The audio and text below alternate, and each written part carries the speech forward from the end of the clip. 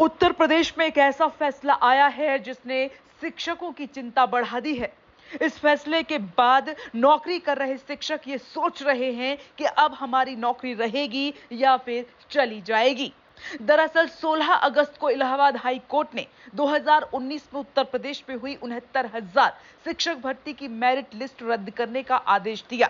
अब कोर्ट ने सरकार को 3 महीने के अंदर रिजर्वेशन पॉलिसी 1981 के नियमों और रिजर्वेशन एक्ट 1994 के मुताबिक नई मेरिट लिस्ट जारी करने का आदेश दिया है। हाई कोर्ट ने कहा कि आदेश के बाद अगर कोई शिक्षक प्रभावित होता है तो एकेडमिक सेशन 2024-25 पूरा होने तक उन्हें नौकरी से नहीं हटाया जाएगा। इस फैसले के बाद सवाल यहां पर यह खड़ा हो रहा है कि क्या नई मेरिट लिस्ट बनने से बीते 4 साल से नौकरी कर रहे हजारों सरकारी टीचर्स की नौकरी चली जाएगी? तो इसका जवाब यह है कि मौजूदा शिक्षकों का नाम नई मेरिट लिस्ट में नहीं आएगा। उन्हें सुप्रीम कोर्ट में इस फैसले के खिलाफ अपील करने का अधिकार होगा।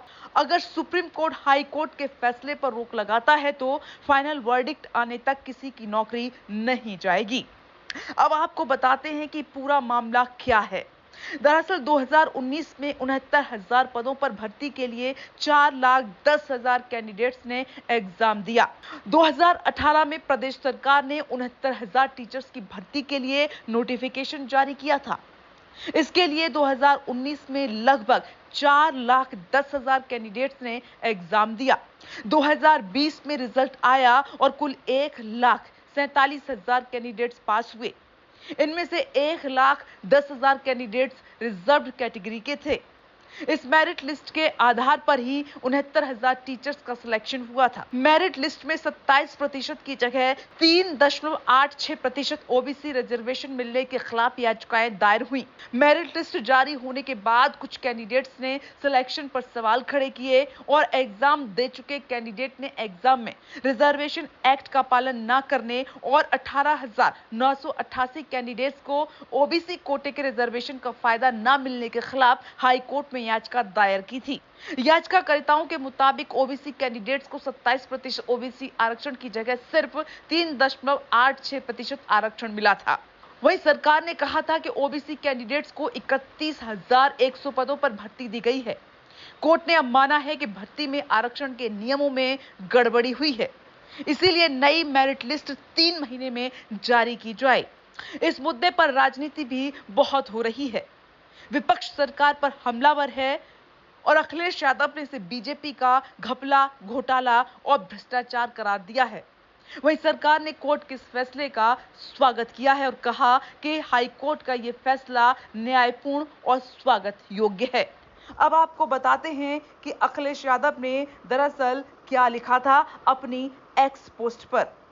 अखिलेश यादव ने कहा कि 69,000 शिक्षक भर्ती भी आखिरकार भाजपाई घपले, घोटाले और भ्रष्टाचार की शिकार साबित हुई। यही हमारी मांग है कि नए सिरे से न्यायपूर्ण नई सूची बने, जिससे पारदर्शी और निष्पक्ष नियुक्तियां संभव हो सकें और प्रदेश में भाजपा काल में बाधित हुई शिक्षा व्यवस्था पुनः पटरी पर आ सके। हम नई सूची पर लगातार निगाहें रखेंगे और किसी भी अभ्यर्थी के साथ कोई हकमारी या नाइंसाफी नहीं हो, यह सुनिश्चित करवाने में कंधे से कंधा मिलाकर अभ्यर्थियों का साथ निभाएंगे। यह अभ्यर्थियों की संयुक्त शक्ति की जीत है। सभी को इस संघर्ष में मिली जीत की बधाई और नव नियुक्तियों की शुभकामनाएं। वहीं उत्तर प्रदेश के उप मुख्यमंत्री केशव प्रसाद मौर्य लिखते हैं एक्स पोस्ट पर कि शिक्षकों की भर्ती में इलाहाबाद हाईकोर्ट का फैसला सामाजिक न्याय की दिशा में स्वागत योग्य कदम है। यह उन पिछड़ा व दलित वर्ग के पात्रों की जीत है जिन्होंने अपने अधिकार के लिए लंबा संघर्ष किया। उनका मैं तहे दिल से स्वागत करता हूं। Bureau report, India truth.